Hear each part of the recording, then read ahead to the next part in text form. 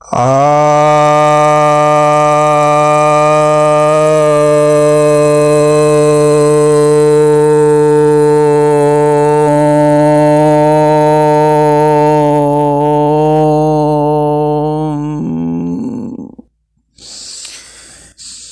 सभी भक्तजनों को सप्रेम नमन। भक्तों, आज आपके समक्ष महर्षि पतंजलि द्वारा रचित लोकप्रिय ग्रंथ योग सूत्र के द्वितीय अध्याय, जिसे कि साधन पाद भी कहते हैं, के 13वें सूत्र की व्याख्या करने जा रहा हूँ। यह 13वां सूत्र कहता है, सती मूले तद विपाको जात्यायुर्भोगः। अर्थात अविद्या आदि जो क्लेश हैं, उनके मूल में होते हुए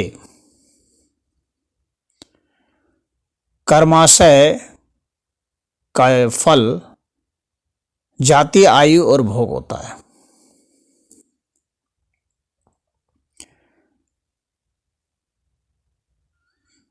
तो यहाँ पर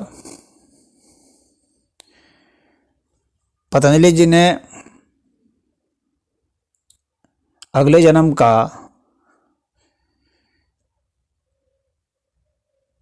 वर्णन किया है कि अगला जन्म किस आधार पर होगा, उसका आधार क्या है, उसका आश्रय क्या है, उसका इन्होंने वर्णन किया है यहाँ पर। तो यहाँ पर पहला जो है जाति शब्द का प्रयोग किया है। तो जैसे पशु, पक्षी, वनस्पति, कीट पतंगे और जो भिन्न भिन्न छोटी योनियाँ हैं, उसके अलावा बड़ी योनियों में मनुष्य हो गए, उससे ऊपर देव हो गए। इस प्रकार की जो योनियाँ हैं, यानी जितने प्रकार के जीव हैं, इनको यहाँ जाति कहा गया। जाति अर्थात जन्म के प्रकार।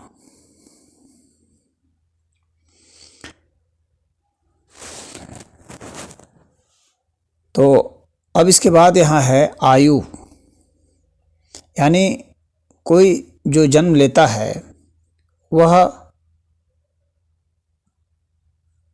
कितने समय तक उस शरीर के साथ बना रहता है, जिस शरीर को वो धारण करता है। तो जितने समय तक वह बना रहता है वह उसकी शारीरिक आयु होती है, और जितने समय तक वो मन से बना रहता है उतने समय तक उसकी मानसिक आयु होती है। जैसे कि यदि कोई मनुष्य का शरीर पाया है और उसमें मनोवृत्ति कुत्ते की है, तो उसकी मानसिक आयु जो है वो कुत्ते वाली होगी, मानसिक वृत्ति। और वो जितने समय तक होगी वह उतने समय तक उसकी मानसिक आयु कहलाएगी, मनोवृत्ति की आयु।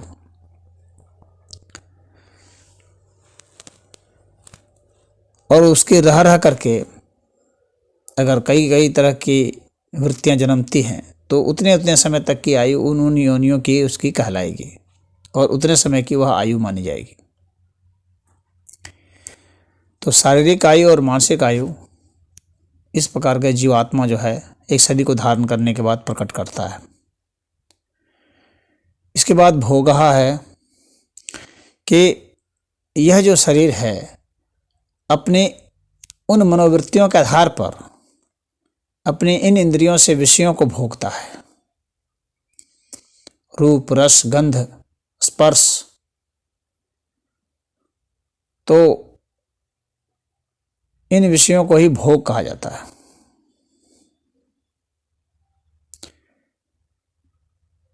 और कुछ जो है इंद्रियों के बाहर, यानी इसको कि आँख से नहीं देख सकता, कान से नहीं सुन सकता, उसके बावजूद भी वह उनको भोगने के लिए, जैसे कि रोग हो गए तो पेट में कुछ रोग हो गया, आंतों में रोग हो गया, हृदय में हो गया, दिमाग के भीतर हो गया, तो वे सभी भोग कहलाते हैं। तो कुछ सुख भोग जो कि वह चुनता है, कुछ दुख भोग जो कि वह नहीं चुनता है, बल्कि वह उसको प्राप्त ही होता है। तो प्राप्त तो उसी तरह से संयोग से सुख भी होते हैं, दुख भी होते हैं, परंतु उनको वह भोगता रहता है। तो ये सुख या दुख ये दोनों ही भोग के ही तहत आते हैं। और मन से भी विषयों को भोगता है, उनके संस्कारों को भोगता है, ये सब भोग के तहत आते हैं। तो अब यहाँ पर बात है कि इन सब के पीछे जो उसका जड़ है, मूल कारण है, वह क्या है? वह क्लेश है। जो भिन्न भिन्न प्रकार के क्लेश हैं, तो वे क्लेश जो हैं इसके मूल में हैं, जो कि इन्हें प्रेरित करते हैं जन्म लेने के लिए। तो ये जो क्लेश हैं ये कर्माशय बनते हैं, कर्म फल का आश्रय बनते हैं, और वे जो है अपने को फिर प्रकट करते हैं। तो ये भोग प्रधान रूप से जो मनुष्य इच्छा करता है उसके हिसाब से ये प्रकट होते हैं। तो ये कर्माशय का वृक्ष फलता फूलता रहता है जब तक कि उसमें अविद्या और क्लेश रूपी जड़ विद्यमान होता है। और जैसा कि पहले बताया हूँ मैं कि विवेक, ख्याति और प्रसंख्यान के जरिए इसके बीज को नष्ट किया जा सकता है,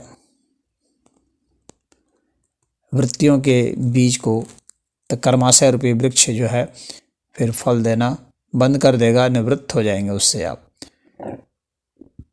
तो इस कर्माशय की उत्पत्ति में अविद्या और क्लेश ही मूल होते हैं। अब हम मन की वृत्तियों की बात करते हैं। तो मन की वृत्तियां तो असंख्य हैं, इसीलिए जीवन भी असंख्य है। इनमें उत्पन्न हुए संस्कार भी असंख्य हैं, और ये जन्म जन्मांतर से चलते रहते हैं।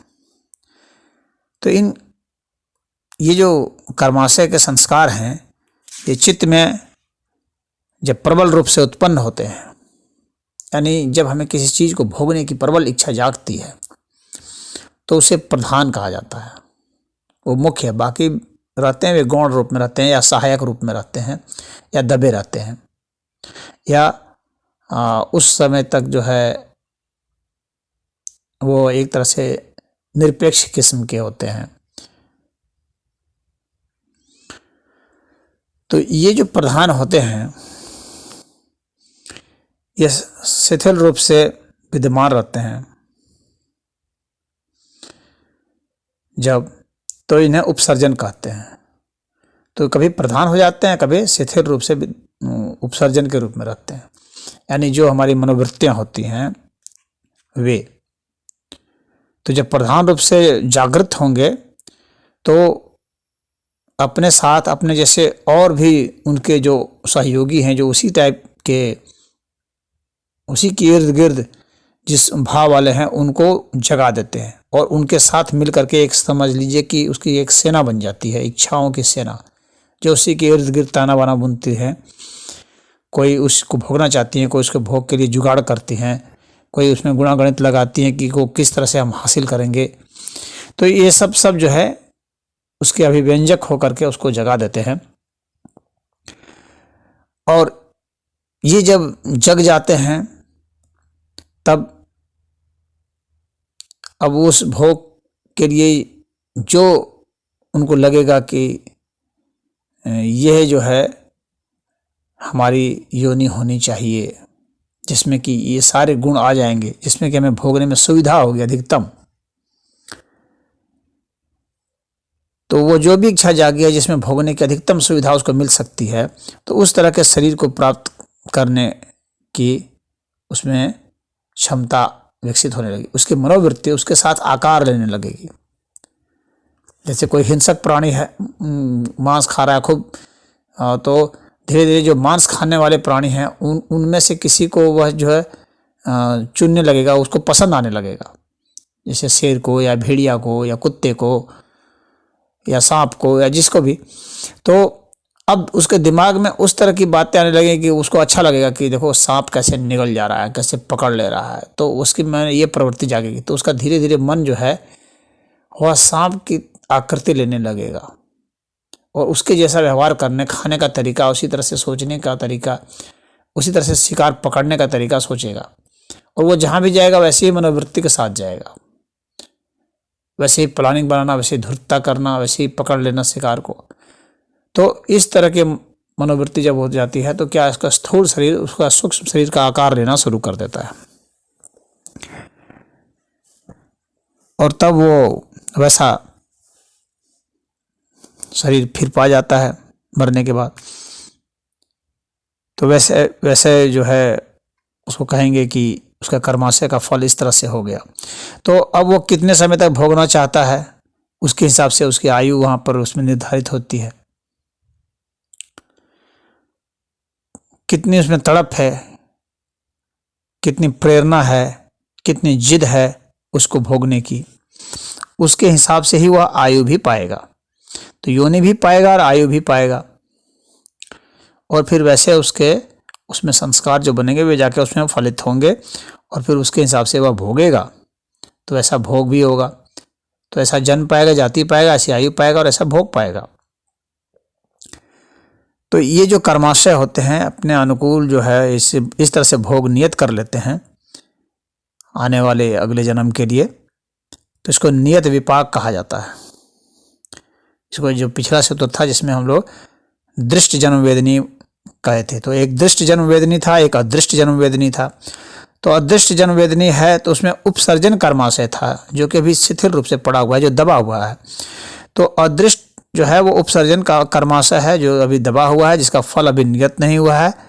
तो ऐसे को अनियत विपाक कहा जाता है। तो यहाँ जो इस सूत्र में जो तद विपाको बताया हुआ है कि वे विपाक, तो इसमें नियत विपाक और अनियत विपाक हो गए। तो नियत विपाक के हिसाब से वो प्रधान जो उसके चित्त में जो कर्माशय के संस्कार हैं वे हो गए, और अनियत में जो है उपसर्जन कर्माशय हो गया जो भी कुछ दबा हुआ है।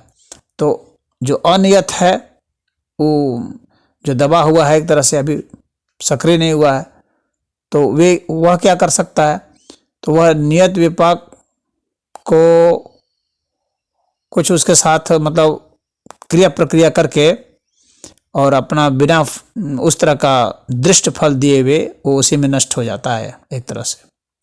हालांकि उसको नष्ट करना उचित नहीं होगा क्योंकि वो एक तरह से फल दे चुका है उसी में।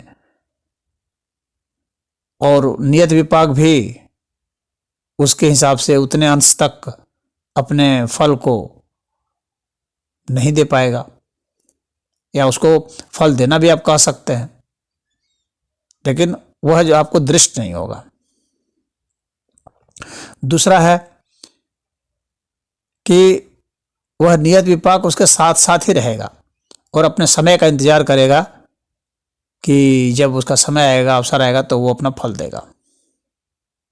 और तीसरा है कि वह जैसे दबा हुआ वैसे तरह दबा ही हुआ रहेगा और जब तक वह अवसर नहीं पा जाता है तब तक वो दबा रहेगा। फिर जब किसी जन्म में अन्य कर्माशय जो उसके प्रधान होंगे या जब स्वयं जब प्रधान बनेगा तब अपना उस तरह का अवसर पा करके फल देगा।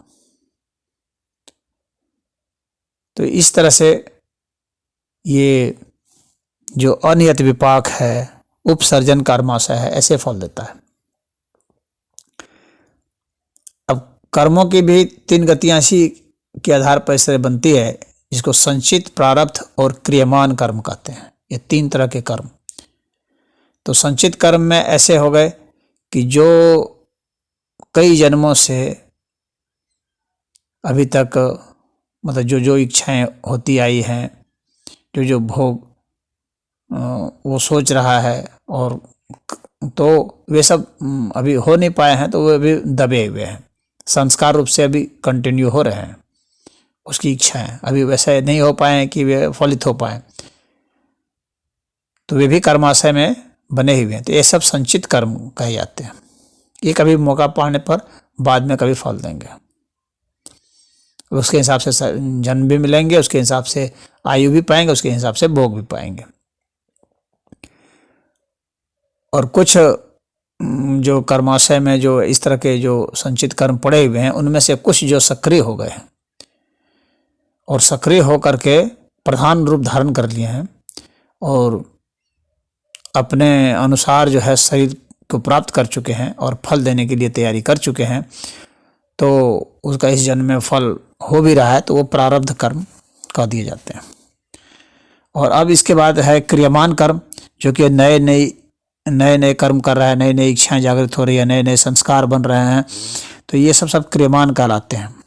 तो ये संचित कर्मों के साथ ही या तो उसमें चले जाएंगे या फिर जो है प्रारब्ध कर्म के हिसाब से ही जो है उसमें अभी तत्काल जो है सक्रिय होकर के फल दे देंगे। तो अब यहाँ पर यह प्रश्न उठता है कि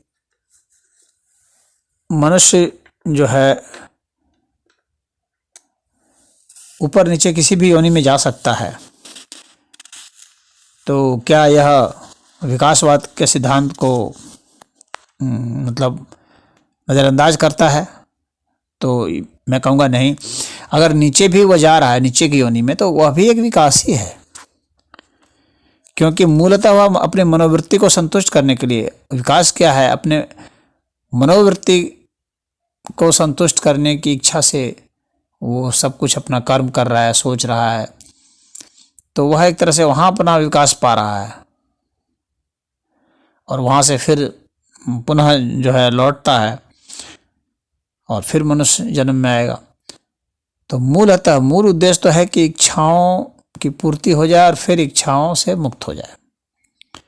इन दो मनोवृत्तियों के साथ हर प्राणी जन्म लेता है। तो उसकी पहली इच्छा होती है कि जो उसकी इच्छा है वो पूरी हो जाए, और जब इन इच्छाओं से वो थक जाता है तो उसको वैराग हो जाता है, तो वो सोचता है कि इच्छाओं से ही मुक्ति हो जाए, तो उसी को आध्यात्मिक अवस्था कहते हैं। तो यहाँ पर जो है ये विकासवाद ही है। तो पहले तो वो इच्छाओं की पूर्ति करेगा। अब इच्छाओं की पूर्ति के लिए चाहे उसको जिस तरह का शरीर धारण करना पड़े, क्योंकि शरीर मायने नहीं रखता है, मायने तो इच्छाएं हैं, कामनाएं ही मायने रखती हैं।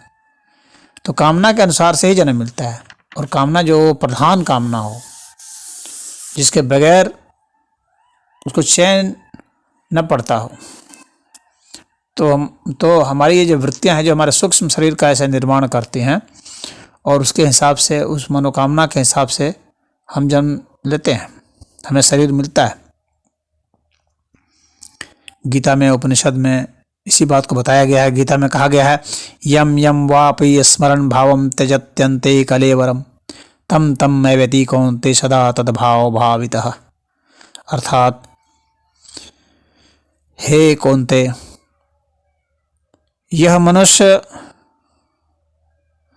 अपने अंतकाल में जिस जिस भाव को स्मरण करता हुआ शरीर को त्यागता है, वह उस भाव को ही प्राप्त होता है।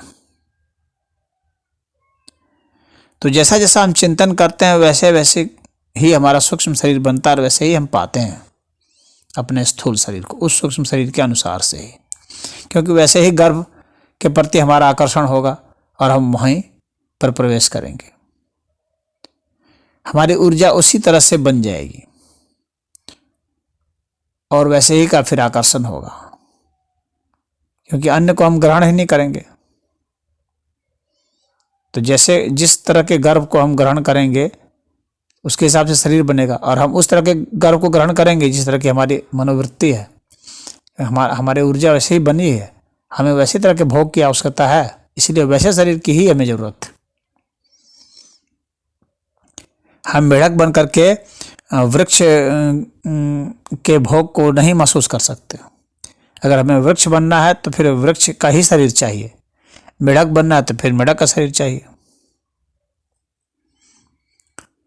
यही मुंडक उपनिषद में भी कहा गया है, कामान यह कामयते मन्यमानः स कामाभिर्जायते तत्र तत्र पर्याप्त कामस्य कृतात्मनस्त्वा हि एव सर्वे प्रबलियन्ति कामः। यानी जो इच्छाओं को मन में रखता हुआ उनकी पूर्ति चाहता है, वह मनुष्य उन वासनाओं के अनुसार उत्पन्न होता है। परंतु जिसने आत्म साक्षात्कार कर लिया है, जिसकी इच्छाएं अब पूर्ण हो चुकी हैं, इस अर्थ में कि वह इच्छाओं से ऊपर उठ चुका है, तो उसकी इच्छाएं उसके शरीर में ही विलीन हो जाती हैं। तो यहाँ पर ईश्वर जो है हमें यह प्रेरणा देते हैं, सब तो ईश्वरीय प्रेरणा से ही है। तो बिना भोग भोगे हुए, बिना पके हुए, इसलिए हाँ विपाक का प्रयोग किया गया। बिना पके हुए व्यक्ति आगे नहीं बढ़ सकता। जब हमारी मनोवृत्ति पीछे की है तो फिर हम आगे कैसे बढ़ सकते हैं। तो अगर आध्यात्मिक होना चाहते हैं तो जाहिर सी बात है कि पीछे की मनोवृत्ति से हम उपराम हो जाएं, तभी आगे जा सकते हैं। कितने लोग सोचते हैं कि हम पशु वाली मनोवृत्ति रखे रहें और हम आगे चले जाएं, आध्यात्मिक भी हो जाएं, तो ऐसा संभव नहीं होता है। काम, क्रोध, हिंसा, लोभ, मोह, मत्सर, अहंकार, ये सब जो है निम्न स्तरीय विकास में जो निम्न स्तर के हैं, उन सब का ये सब प्रभाव है, उन सब का गुण है, और उनको रखते हुए आप आध्यात्मिक नहीं हो सकते। तो उन सब का जब हम निवारण कर लेते हैं, जब उनसे हम निवृत्त हो जाते हैं, देखिए क्योंकि मनुष्य की जो योनि है सिर्फ कर्म और इच्छा की योनि नहीं है और भोग की ही योनि नहीं है, यह उस भोग से निवृत्त की भी योनि है और हम उससे निवृत्त हो सकते हैं। हम अपने मन के सूक्ष्म स्वरूप को, बुद्धि को, विवेक को, प्रज्ञा को जगा करके हम उससे निवृत्त हो सकते हैं। तो वे जो संस्कार हमारे बन रहे थे भोगने के, उसको हम धो सकते हैं, वो धुल जाएंगे। लेकिन उन भोगों के प्रति वैराग हो जाने के बाद ही, या नहीं कि उनको दबा दें कृत्रिम रूप से, तो कृत्रिम रूप से दबा करके नहीं, बल्कि उनके प्रति वैराग की भावना हो जाए, उसमें मुझे कुछ नहीं दिखे, तब जा करके उससे हम आगे निकल सकते हैं। और उस प्रकार से जो धुल जाएगा, तब हम आध्यात्मिक होने के योग्य हो जाते हैं। और यदि हम नहीं धुलते हैं तो फिर हमें उस तरह के शरीर को धारण करना पड़ता है। और वो शरीर दो तरह से धारण हो सकता है, एक तो भौतिक शरीर और दूसरा मानसिक शरीर। जैसे मैंने बताया कि मनुष्य का ही शरीर हो, लेकिन वही बुद्धि विवेक वैसा ही हो, सांप का या मेढक का या खरगोश का या जिसका भी, कोई भी पशु पक्षी ले लें, तो उस तरह की वृत्ति अपना करके फिर उसको हम भोग सकते हैं, फिर उससे हम उपराम भी हो सकते हैं। तब जब हम उससे ऊपर उठ जाते हैं तो हम पवित्र हो जाते हैं और आत्मोन्नति के लिए हम तैयार हो जाते हैं। तो यह सब ईश्वर की कल्याणमयी अवस्था, ईश्वर की कृपा से ही अब हो पाता है। और ईश्वर हमें भोगने के लिए भी और भोग से निवृत्त होने के लिए भी दोनों तरह की आज़ादी दिए हैं और प्रेरणा भी दिए हैं। तो अब हम अपने किस बुद्धि विवेक से काम करते हैं, ये हमारे ऊपर है। तो इस सूत्र में पतंजलि जी ने हम लोगों को बताया कि कैसे हम जन्म पाते हैं, कैसे आयु पाते हैं, कैसे भोग पाते हैं, और उनके परिणामों को भी बताया। ओम हरि।